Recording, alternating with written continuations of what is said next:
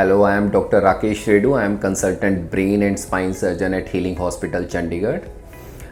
आज मैं आपको स्पाइन सर्जरी की कॉम्प्लिकेशंस के बारे में बताता हूँ। Spine surgery cervical, dorsal, lumbar अलग अलग एरियाज़ की सर्जरी है। Most commonly performed is lumbar spine surgery. Lumbar spine में सबसे कॉमन सर्जरी डिस्क की सर्जरीज़ हैं और उसके बाद में फ्यूज़न प्रोसीजर्स जो आते हैं। डिस्क की सर्जरी में कॉम्प्लिकेशन जिस एरिया में हम ऑपरेट कर रहे हैं उससे रिलेटेड ही कॉम्प्लिकेशन आती हैं। डिस्क की सर्जरी में सबसे कॉमन कॉम्प्लिकेशन है रूट का पैरासिस हो जाना। पैरासिस में कंप्लीट इंजरी नहीं है, रूट को पार्शियल इंजरी है जो कि काफ़ी हद तक रिकवरेबल भी होती है। पैरासिस में सिम्टम्स आएंगे कि जो रूट की टेरिटरी है उसमें आपको टिंगलिंग नमनेस की सेंसेशन हो सकती है या टोटल नमनेस भी फील हो सकती है। अगर उससे ज़्यादा इंजरी है तो थोड़ी सी वीकनेस भी आ सकती है उसकी टेरिटरी में।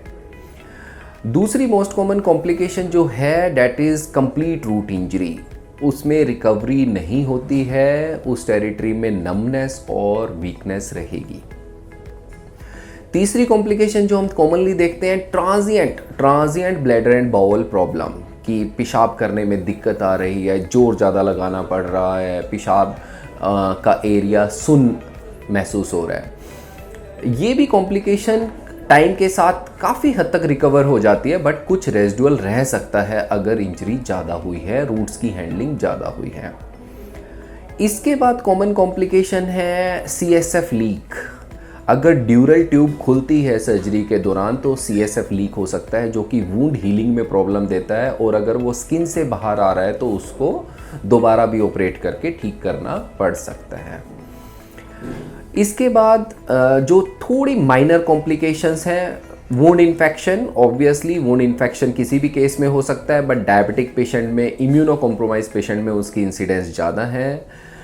डिस्क स्पेस में अगर इन्फेक्शन हो जाता है तो वो ज़्यादा डेंजरस है, क्योंकि डिस्क स्पेस में ब्लड सप्लाई प्रॉपर नहीं होती है, एंटीबायोटिक्स वहाँ तक नहीं पहुँचती, तो इन्फेक्शन अच्छे से जाता नहीं है, बहुत लंबा एंटीबायोटिक कोर्स करना पड़ता है।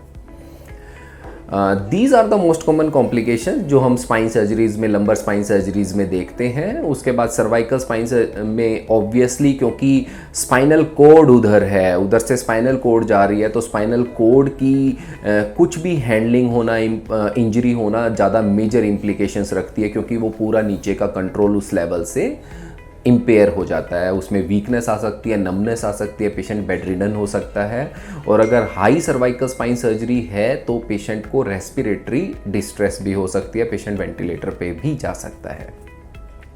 डोर्सल स्पाइन में भी सेम सर्वाइकल स्पाइन जैसा रहता है, बट हाथ स्पेयर हो जाते हैं क्योंकि हाथ की रूट सर्वाइकल लेवल में ही निकल जाती हैं, तो उसमें हमारी बोथ लोअर लिम्स और ब्लैडर बाउल की इन्वॉल्वमेंट का खतरा रहता है। तो लेवल के हिसाब से कॉम्प्लिकेशंस होती हैं, और कॉम्प्लिकेशंस की सीवियरिटी जितना अपर लेवल है उतनी ज़्यादा होने के चांसेस फिर हैं। तो these are the most common complications. हमेशा नहीं होती, मोस्ट ऑफ द केसेस अच्छे होते हैं, मोर देन 95% केसेस अच्छे होते हैं। These complications though they are rare, 2 to 5% only, but इनका ध्यान में रखना, इनके बारे में हमें पता होना बहुत जरूरी है। कॉम्प्लिकेशंस उनमें ज़्यादा आ सकती हैं जिसमें, जैसे ओबीज पेशेंट है, काफ़ी ओबीज पेशेंट है, क्योंकि उसमें डेप्थ ऑफ सर्जरी हमारी बढ़ जाती है। डेप्थ जब बढ़ जाएगी तो एक कॉरिडोर काम करने का सर्जन के लिए ज़्यादा नैरो हो जाता है, ज़्यादा डीप हो जाता है, तो कॉम्प्लिकेशंस आने के चांसेस ज़्यादा होते हैं।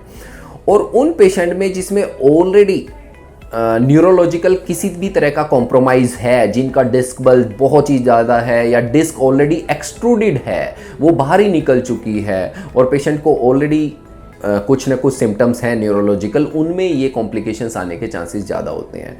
सर्वाइकल स्पाइन में जितनी ज़्यादा कैनाल स्टेनोसिस होगी उतनी ज़्यादा रिस्क बढ़ जाएंगे। स्पाइन सर्जरीज के लिए obviously you should go to a specialist. Neurosurgeon is the best person to जज योर केस कि वो सर्जिकल है या नॉन सर्जिकल है। अगर सर्जिकल है तो उसमें किस तरह की सर्जरी होनी चाहिए, उसमें फ्यूज़न होना चाहिए या फ्यूज़न नहीं होना चाहिए, और दोनों तरह की सर्जरीज़ की आपसे बैठ के एडवांटेजेस डिसएडवांटेजेस भी डिस्कस होने चाहिए, और आप सर्जरी से क्या रिजल्ट एक्सपेक्ट करते हैं वो आपको एकदम थोरोली अच्छे से आपकी उसके बारे में अंडरस्टैंडिंग होनी चाहिए। ये आपको समझ लेना चाहिए कि कई बार क्या रहता है कि पेशेंट की कोड की इन्वॉल्वमेंट हो जाती है, कोड में इडीमा आ गया है, माइलोपैथी हो गई है। ऐसे पेशेंट रिकवर 100% नहीं करते हैं, क्योंकि माइलोपैथी की कोई भी डेफिनेटिव ट्रीटमेंट आज तक नहीं बनी है, आइदर सर्जिकल और मेडिकल। हम केवल उन सिम्टम्स को वहाँ पे रोक सकते हैं, प्रोग्रेस होने से उनको रोक सकते हैं, बट उनका रिवर्सल पॉसिबल नहीं होता है। तो ये चीज़ माइंड में इस चीज़ को समझना बहुत ज़्यादा ज़रूरी है कि उस सर्जरी का गोल क्या है, उससे हम क्या अचीव करना चाहते हैं। Spine surgeries mostly old age group में काफ़ी कॉमन है, क्योंकि डीजनरेटिव प्रॉब्लम ओल्ड एज में ही आती हैं। जब ओल्ड एज है तो साथ में पेशेंट को simultaneously cardiac problem, respiratory problem, stroke, earlier stroke की हिस्ट्री, या उनको मल्टीपल कोमोर्बिडिटीज़ होना बहुत कॉमन है। तो आप एक अच्छा मल्टी स्पेशलिटी हॉस्पिटल चुनें अपनी स्पाइन सर्जरी के लिए। हमेशा बड़े सेटअप में जाएं जहाँ पे मल्टी डिसिप्लिनरी अप्रोच रहती है। उधर के ओटीज़ भी सुपीरियर होते हैं, इन्फेक्शन के चांसेस कम होते हैं। हमारे पास ओटी में हर तरह की एमिनिटीज़, एंडोस्कोप, माइक्रोस्कोप, ड्रिल्स,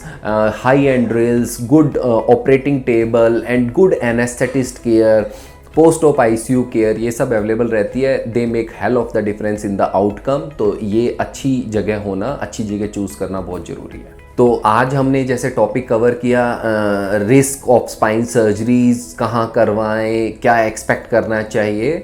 अगर फिर भी आपके माइंड में कुछ भी क्वेरीज हैं इससे रिलेटेड, तो आप कमेंट सेक्शन में अपने कमेंट्स जरूर भेजें। I will try my best to answer all your queries. Thank you.